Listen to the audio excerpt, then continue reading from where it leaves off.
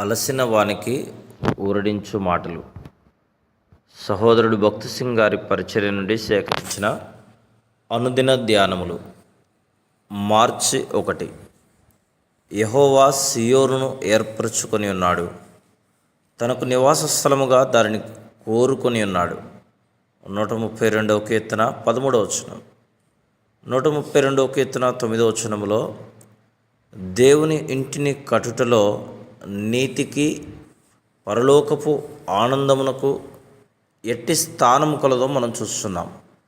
మనము దేవుని చిత్తమును నెరవేర్చిన ఎడల మన జీవితంలో మనకెన్ని శ్రమలు, హింసలు, దుఃఖములు, కష్టములను ఆయన అనుమతించినప్పటికీ మనం ఆయన యందు ఆనందించవలను. మనము ఎల్లప్పుడూ ప్రభువునందు ఆనందించుటకు నేర్చుకునే ఎడల దేవుని ఇంటిని కట్టుటలో మన భాగమునందు మనం ఆనందించుదాము.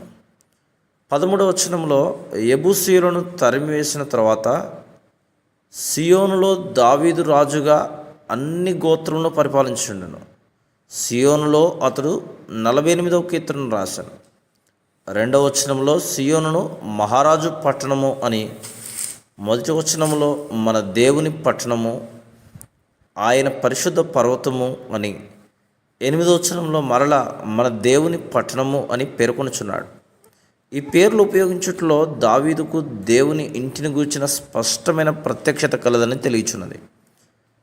దేవుడు దేనికి శిల్పియు నిర్మాణకుడై ఉన్నాడో పునాదులు గల ఆ పట్టణం విషయమైన దర్శనము అబ్రహాముకు కూడా ఇవ్వబడను. హెబ్రీ 11:10.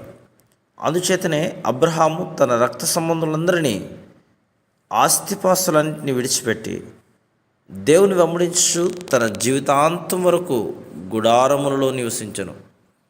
యేసుక్రీస్తు ప్రభు యొక్క రాజరికము యెబూసీయులకు మన హృదయములలో ఎక్కడ కానీ, ఏ స్థలం కానీ ఎవ్వరివ్వకుండా చేయను. మనం వారికి కానీ స్థలం ఇచ్చిన ఎడల మనం ప్రభువును దుఃఖపరచువారమగును. 132వ కీర్తన 14వ వచనములో దావీదు భూ సంబంధమైన భవనమును గురించి ఆలోచించట్లేదు. దావీదు దేవుని ప్రణాళికను అనుసరించి దేవుని గృహమును నిర్మించగోరెను. అది యేసుక్రీస్తు ప్రభువు నిర్మించు నిజమైన ఆత్మీయ గృహమునకు ఛాయ అయి ఉన్నది. 17వ వచనంలో ప్రభు అక్కడ దావీదునకు కొమ్ము మొలవ చేసేదను అని చెప్తున్నాడు. దావీదు యేసుక్రీస్తు ప్రభువుకు మాదిరి ఛాయగా ఉన్నాడు. ఆ కొమ్ము దేవుని చేత అభిషేకించబడిన వాడైన యేసుక్రీస్తు ప్రభువుని గురించి తెలియజేస్తుంది. ఆయన సొంత ఇంటిలో యేసుక్రీస్తు ప్రభువును గూర్చిన గొప్ప ప్రత్యక్షతను దావీదు చూస్తున్నాడు. దేవుని ఇంటిలోనికి వచ్చినప్పుడే ఆయన గూర్చిన మన ఆకలి సంపూర్ణముగా తీర్చబడును. 15-16 వచనాలు.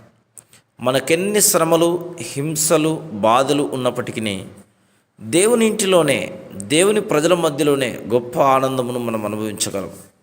దేవుని గృహ నిర్మాణంలో ఎవరైతే ఇష్టపూర్వకంగా పాల్పొందులకు ఇష్టపడదురో వారు సమృద్ధి అయిన సంతోషమును, నిజమైన సహవాసమును అనుభవించగలరు. కూడికలలో కేవలం పాటలు విని ఆనందించుటకు లేక ఏదో స్వల్ప ఉద్దేశంతో వచ్చేది వారు దేవుని ఇంటి నిర్మాణంలో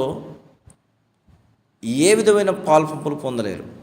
వారు త్వరగా గాయపరచబడుదురు, సంతోషమును కోల్పోదురు. Praise the lord.